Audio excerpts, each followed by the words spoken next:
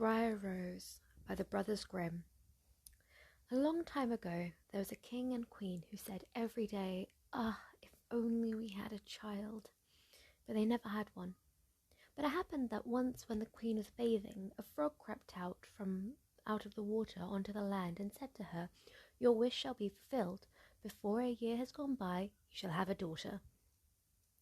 What the frog had said came true, and the queen had a little girl who was so pretty that the king could not contain himself for joy and ordered a great feast.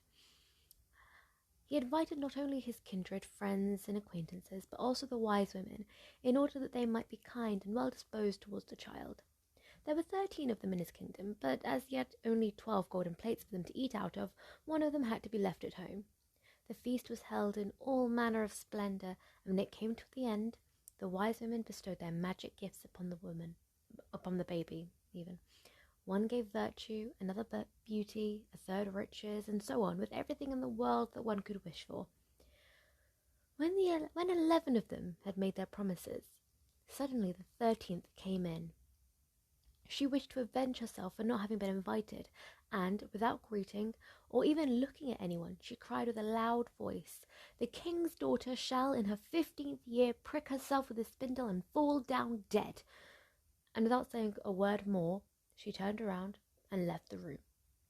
They were all shocked, but the 12th, whose good wish still remained unspoken, came forward, and as she could not undo the evil sentence, but only soften it, she said, "It shall not be death, but a deep sleep of 100 years into which the princess shall fall." The king, who would fain to keep his dear child from the misfortune, gave orders that every spindle in the whole kingdom should be burnt. Meanwhile, the gifts of the wise women were plenteous fulfilled on the young girl, for she was so beautiful, modest, good-natured, and wise that everyone who saw her was bound to love her.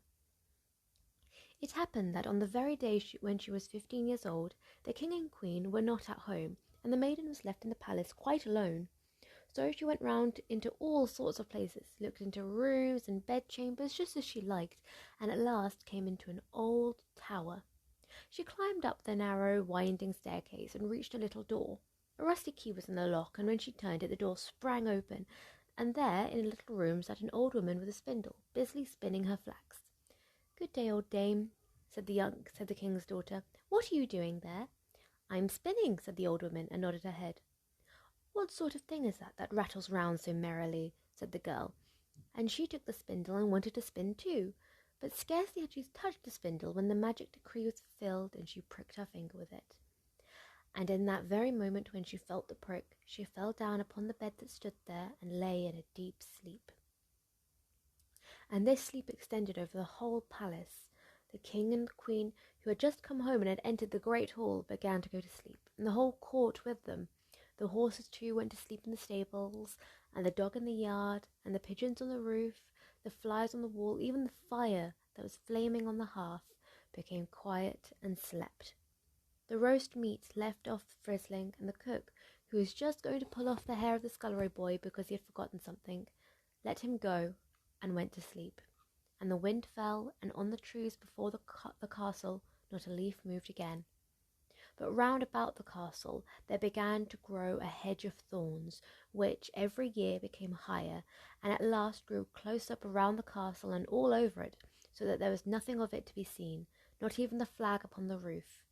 But the story of the beautiful sleeping Briar Rose, for so the princess was named, went about the country, so that from time to time king's sons came and tried to get through the thorny hedge into the castle. But they found it impossible, for the thorns held fast together as if they had hands, and the youths who caught in them could not get loose again, and died a miserable death.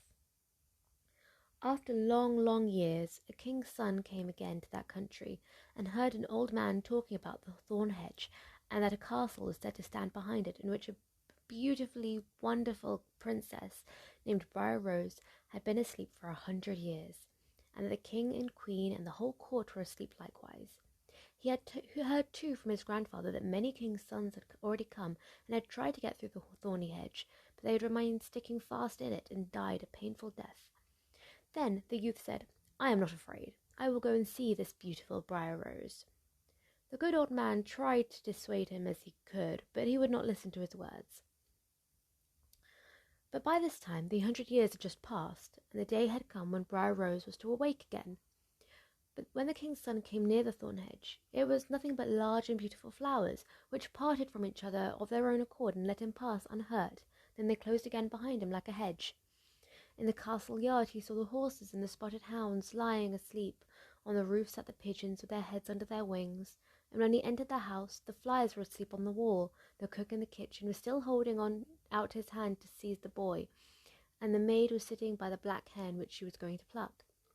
He went on further, and in the great hall he saw the whole of court lying asleep, and up by the throne lay the king and queen. Then he went on further still, and all was so quiet that a breath could be heard, and at last he came to the tower, and opened the door into the little room where Briar Rose was sleeping. There she lay, so beautiful that he could not turn his eyes away, and he stooped down and gave her a kiss. But as soon as he had kissed her, Briar Rose opened her eyes and awoke, and looked at him quite sweetly. Then they went down together, and the king awoke, and the queen, and the whole court, and looked at each other in great astonishment. The horses in the courtyard stood up and shook themselves, the hounds jumped up and wagged their tails, the pigeons upon the roof pulled out their heads from under their wings, looked around and flew into the open country. The flies on the wall crept again, the fire in the kitchen burnt up and flickered and cooked the meat. The joint began to turn and frizzle again, and the cook gave the boy such a box on the ear that he screamed, and the maid plucked the fowl ready for the spit. Then the marriage of the king's son with Briar Rose was celebrated with all splendour, and they lived contented to the end of their days.